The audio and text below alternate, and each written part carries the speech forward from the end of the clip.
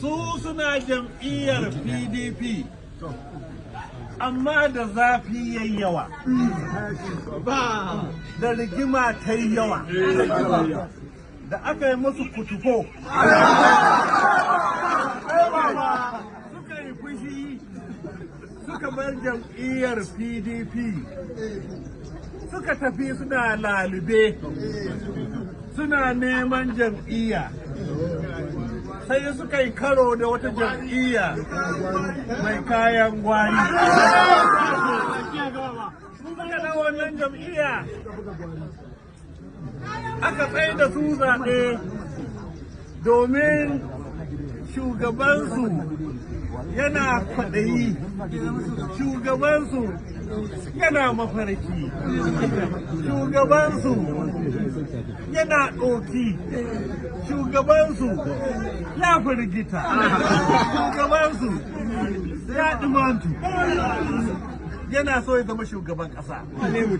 Wannan ya ta ce ga takara ka zo kai shugaban ƙasa. Suna neman gwamnan jihar Kano. Aka ce gashi jam'iyya ta ba ku dama ku nemi gwamnan jihar Kano a wannan jam'iyya. Amma kuskuren da suka yi lokacin da suka shiga wannan jam'iyya, hukumar zaɓe ta riga ta rufe littafinta na karɓar 'yan takara daga jam'iyyu.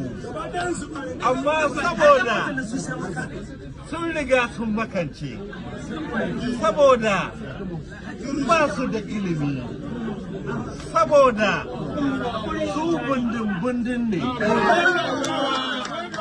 su lura da wannan ba, suka je suka shiga takara ba tare da sun yi lissafi ba. Ashe ba su san cewa mu mun yi shiru, mu mun yi likimo.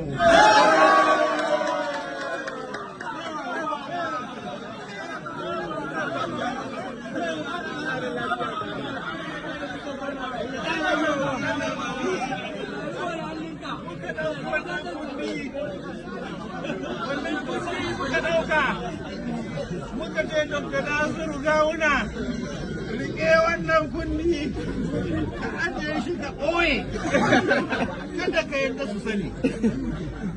Saboda haka da muka kai ƙara muka ce mu ba mu ma yadda su jam'iyya ta tsaye da su takara ba, domin lokacin da aka rufe karɓar 'yan takara daga jam'iyyu